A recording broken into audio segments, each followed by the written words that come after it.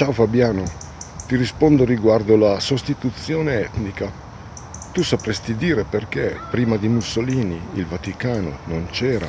Ciao Fabiano, ti rispondo riguardo la sostituzione etnica. Inoltre ti invito a verificare 2 o 3 volte su Wikipedia e anche sui libri di scuola. Tu sapresti dire perché nel giugno del 1929 Mussolini, con il suo Parlamento democratico, ha fondato Città del Vaticano? Perché prima non c'era, è ovvio, no? Prima di Mussolini il Vaticano non c'era, quindi l'ha rifondato. E lo sai perché prima di Mussolini il Vaticano non c'era? Sapresti dire i motivi per cui il Vaticano era stato terminato nel 1870 con la breccia di Porta Pia? Sapresti dire come mai sia stata necessaria una dittatura per rifondare Città del Vaticano? Il potere temporale della Chiesa era stato terminato proprio per evitare il regime di schiavitù, di sudditanza intellettuale e la caccia alle streghe di quel sistema di valori assolutamente corrotto e mafioso. Prima di Mussolini il Vaticano non aveva alcun diritto di amministrare i diritti civili della gente. Prima di Mussolini il Vaticano era escluso dall'amministrazione pubblica proprio per evitare la compravendita di indulgenze, favori e ricatti della tradizione cattolica. Quindi Mussolini nel 1929 ha rifondato Città del Vaticano e ha restaurato il sistema di valori alternativo della Chiesa e soprattutto il regime di raccomandazioni e di caccia alle streghe. In quale sistema di valori credi che sia possibile che qualsiasi idiota abbia il diritto di sentirsi onesto con le raccomandazioni del vescovo per diplomi e lauree che non ha mai conseguito, proprio come Giulio Regeni per esempio, mentre gli altri non riescono ad avere conferma dei loro titoli di laurea veri rilasciati da università di Stato italiane e vengono perseguitati come terroristi per la loro pretesa di avere il diritto di non essere degli impostori. Quindi desidero sottolineare che i valori democratici, come la libertà di scelta e il valore secolare della giustizia, sono il risultato della emancipazione dal potere assoluto della Chiesa. I valori democratici non sono mai stati valori cattolici, ma eresie da estirpare e sono stati perseguitati dalla Chiesa nel corso della storia e per ultimo da Mussolini.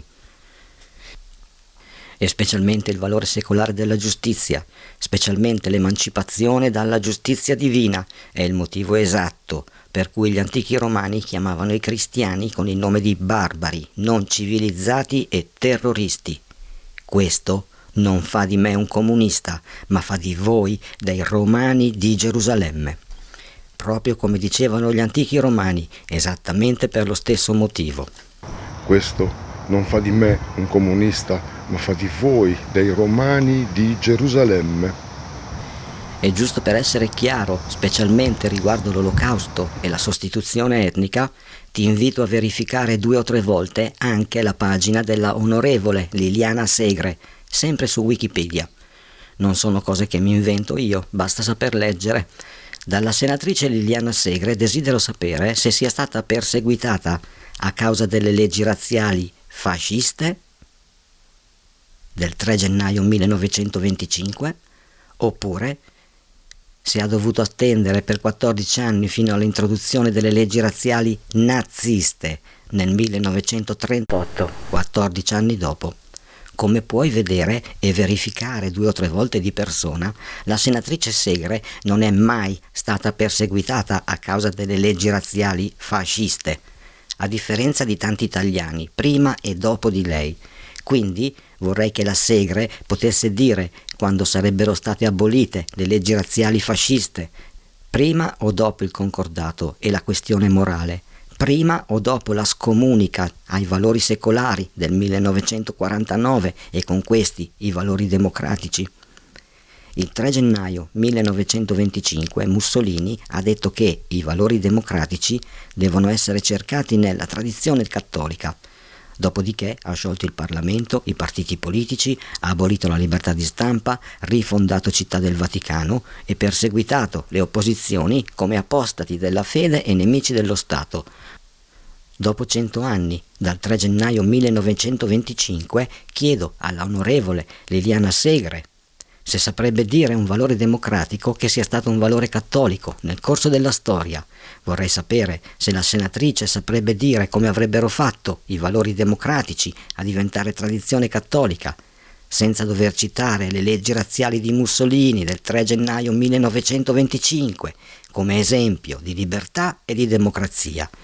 Quindi ripeto che il Parlamento italiano, con i simboli di quel sistema di valori alternativo e mafioso appesi al muro, rinnega l'esperienza fascista di Mussolini, che è l'unico motivo che li giustifica in quell'aula come democratici. E ribadisco che l'olocausto per i democratici non è ancora finito e che gli ebrei a confronto non hanno alcun motivo di reclamare nessun olocausto, ma la complicità con il regime fascista e alla causa sionista del potere assoluto quale esempio di libertà e di democrazia. In conclusione, ripeto che, specialmente il valore secolare della giustizia, specialmente l'emancipazione dalla giustizia divina, è il motivo esatto per cui gli antichi romani chiamavano i cristiani con il nome di barbari, non civilizzati e terroristi. Questo non fa di me un comunista, ma fa di voi dei romani di Gerusalemme, proprio come dicevano gli antichi romani, esattamente per lo stesso motivo. Questo non fa di me un comunista, ma fa di voi dei romani di Gerusalemme.